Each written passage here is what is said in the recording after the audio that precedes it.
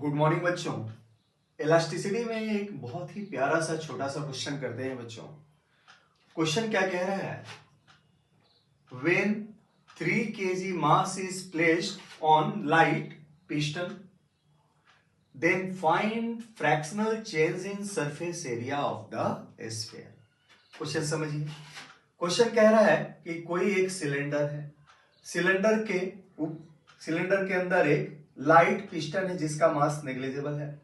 इसके ऊपर कोई भी वेट 3 kg का जब हम रख देते हैं तो बताएं इस सिलेंडर में रखे गए एक स्फीयर के सरफेस एरिया में कितना फ्रैक्शनल चेंज आएगा जब इस स्फीयर का बल्क मॉडुलस 2 × 10⁴ न्यूटन पर मीटर स्क्वायर है।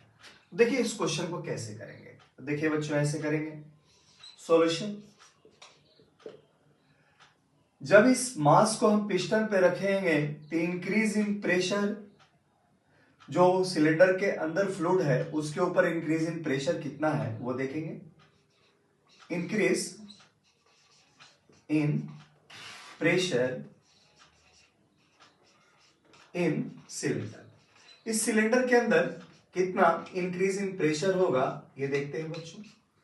तो ये हो जाएगा, जो मास रखेंगे उसका वेट इतना है और जिस एरिया पे पिस्टन पे रखते हैं उस एरिया की वैल्यू 10 सेंटीमीटर स्क्वायर, जिसको मीटर स्क्वायर में कन्वर्ट करने पे 10⁻⁴ से मल्टीप्लाई किया तो 10⁻³ मीटर स्क्वायर है।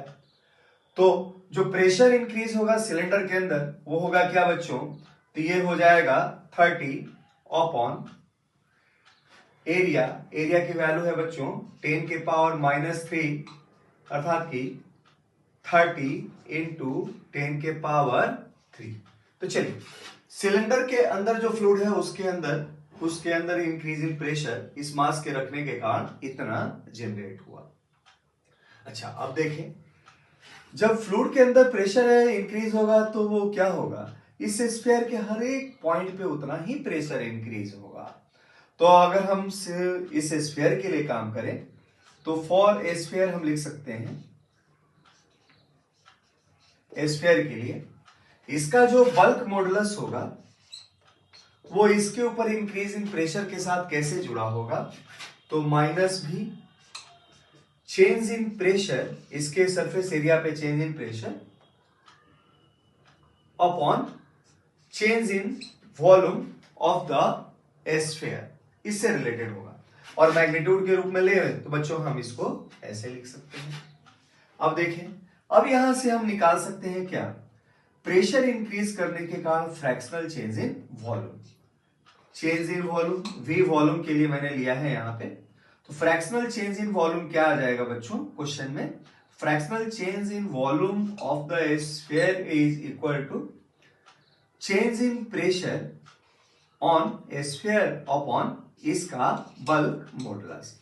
अच्छा चेंज इन प्रेशर कितना है, तो चेंज इन प्रेशर आपके पास है 30 × 10⁻3। अच्छा बल्क मॉडुलस बच्चों कितना दे रखा है? बल्क मॉडुलस यहां पे दे रखा है, स्फीयर का बल्क मॉडुलस 2 × 10⁻4 है, तो 2 × 10⁻4। अच्छा अब इसको सॉल्व करें तो ये वैल्यू क्या दे देगा, तो ये वैल्यू दे देगा बच्चों 30/20 दैट इज 1.5। चलिए ये हो गया फ्रैक्शनल चेंज इन वॉल्यूम। अच्छा हम जानते हैं since volume of sphere, volume of sphere क्या होता है बच्चों, तो वॉल्यूम ऑफ स्फीयर इसके रेडियस के साथ जुड़ा होता है 4/3 πr3, r इसका रेडियस है। तो हम एरर एनालिसिस से जानते हैं क्या, फ्रैक्शनल चेंज इन वॉल्यूम जो स्फीयर का रिलेटेड होगा वो इस फॉर्मूले से हो जाएगा 3 times fractional change in radius.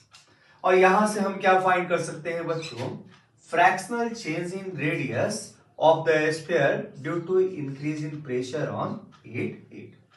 अच्छा डेल्टा आर अपॉन आर क्या है बच्चों, ये है 1/3 फ्रैक्शनल चेंज इन वॉल्यूम, और फ्रैक्शनल चेंज इन वॉल्यूम कितना है बच्चों, तो ये है 1.5 है ना। 1.5/3, तो ये वैल्यू आ जाएगी बच्चों कितना, 0.5। अब चलिए क्वेश्चन जो पूछ रहा है उसको हम फाइंड करते हैं।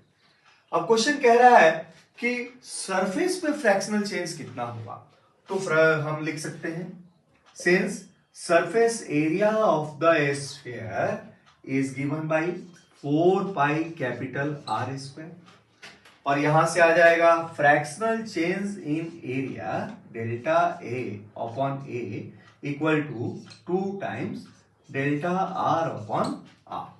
अच्छा, चूंकि डेल्टा आर अपॉन आर कितना है बच्चों, 0.5, तो ये वैल्यू अगर पुट कर दिया हमने तो क्या मिला, 2 इंटू 0.5 दैट इज 1।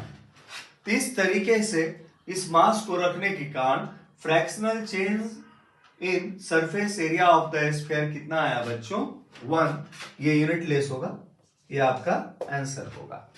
तो चलिए बच्चों, इलास्टिसिटी पे एक और प्यारा सा क्वेश्चन हम करते हैं बच्चों।